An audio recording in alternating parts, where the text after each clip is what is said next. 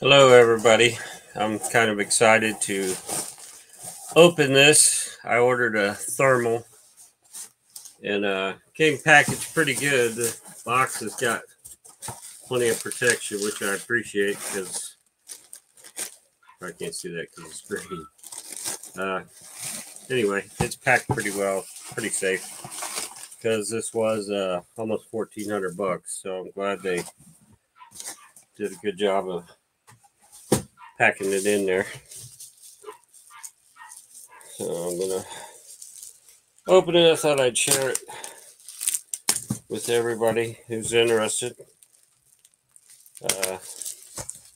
Also, I couldn't find any really good demos before I bought it. I mean, I found a few, but I'm going to try to do my own demo for anybody that might be interested in this particular model. I want to demonstrate it and show the yardage, distance, and all of that because I couldn't find anything that really showed that. It's a Pulsar Axion. The model number is I forget what it is. Oh, it's confusing. It's the opposite of the way you think it should be. XM30F is the model. So I did get this used off somebody on eBay. He said he was a wildlife photographer, and he originally bought it to trying to seek out things, wildlife that he might be able to photograph, and it just really wasn't working out like he had hoped, so he decided to sell it. He used it, he said he used it like 10 times, so it's pretty much brand new. Comes with this little a purse. Isn't that nice? Little shoulder strap. Got a little padded bag. This thing's really small. One of the things I like, I can easily stick it in the coat pocket in the winter for a while. I can figure out something to do in the summer, but in the winter, it'll fit right in my pocket or in the hoodie. Pretty small. I mean, just give an example. Here's my phone. You can see it's fit behind my phone, so it's pretty small. It's got a built-in internal battery.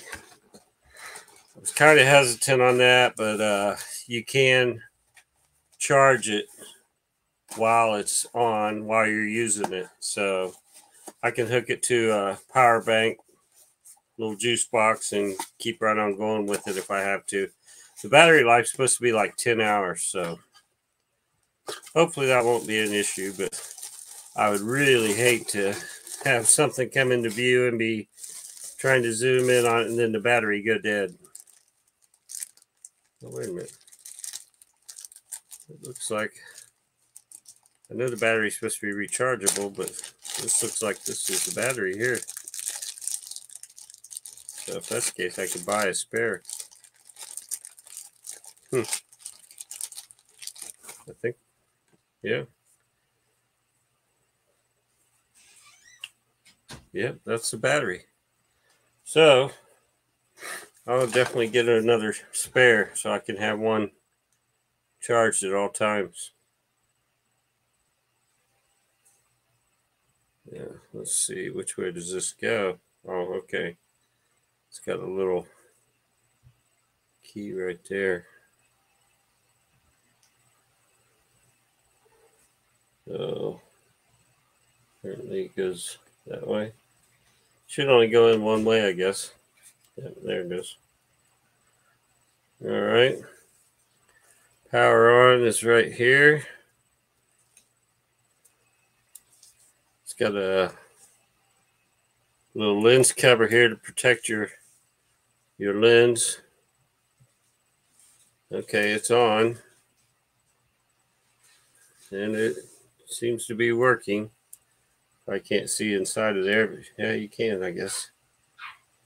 So I'm going to definitely do a demo. I'll take it out at some point, and I was going to try to take it to the local football field, have my wife go there and walk the dog at the 30-yard line, 50-yard line, so we could really get an idea on distance and everything. But I didn't see a football field over at the school, so I have a 100-yard tape measure. I'm just going to mark it on the road, and we'll do it out there. But it's raining tonight, so we'll have to do that another night. So the buttons are really nice. Got this little hand strap on the side to hold it. And then the buttons are right there for you. You got your power button. And then you've got, I believe this is probably, oh, this is your zoom. You got to zoom in and zoom out. I think it has I think it's 12 times zoom. I forget. I'll have to look at the manual. I should have kind of looked at this stuff, but I was too excited to open it. So here's where you charge it. It's got a little rubber cover over it. You plug your USB right into there to charge that. So you can charge it while it's running, but it's nice to know I can actually take that battery out and pop another one in too. So I've got two options. And then this is the release button for the battery right here. And then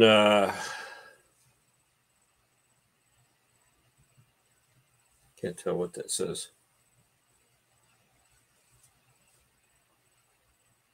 Oh, menu. That's the menu button. I'll have to see how I actually hit record on this thing. I'll have to look at the manual.